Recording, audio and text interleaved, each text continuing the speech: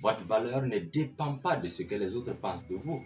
Votre valeur dépend de ce que vous pensez de vous-même, car l'homme est le reflet de ce qu'il pense.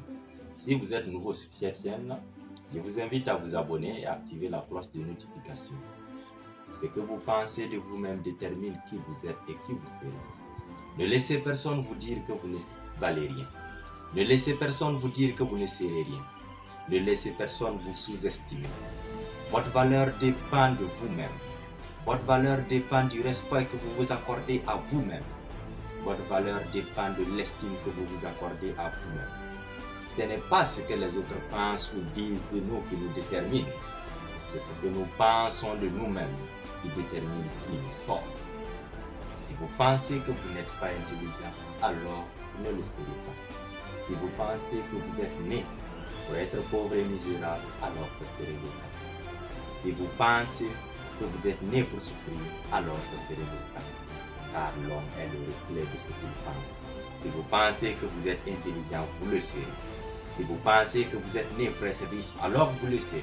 Si vous pensez que vous êtes né pour accomplir de grandes choses, alors vous les accomplirez. Si vous remarquez bien dans votre vie, ce que vous pensez le plus vous arrive. Si vous pensez plus à la maladie arrivera. Si vous pensez à la santé parfaite, alors la santé parfaite sera avec vous. Ce que nous pensons le plus nous arrive. Tout ceci sont des vérités universelles que la nature nous a enseignées, que les grands savants nous ont enseignées, que les livres saints nous enseignent toujours. Si je prends l'exemple du livre saint que je maîtrise le plus, qui est la Bible, dans la Bible, Job dit, ce que j'ai le plus redouté m'est arrivé. Job s'est redouté de quoi? Job a redouté la maladie. La maladie est arrivée. Job a pensé à la fin de sa richesse et ceci lui est arrivé. La Bible dit, tel un homme pense, tel il est.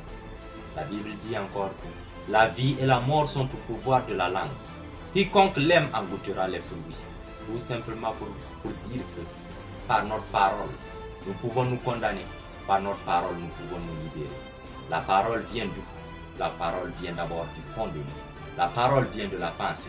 Ça veut dire que tout ce que nous pensons détermine qui nous sommes. Si nous voulons accomplir de grandes choses, nous devons penser du bien de nous-mêmes. Si nous voulons accomplir nos rêves, nous devons penser du bien de nous-mêmes. Nous devons penser que nous sommes nés pour être grands. Nous devons penser que nous sommes nés pour faire de grandes choses. Pensez à la richesse et la richesse viendra. Pensez à la grandeur et la grandeur viendra. Vous êtes nés pour accomplir une mission. Allez-vous accomplir la mission ou allez-vous la trahir? N'hésitez pas à laisser un commentaire et n'hésitez pas à laisser un gros pouce bleu. C'était votre frère.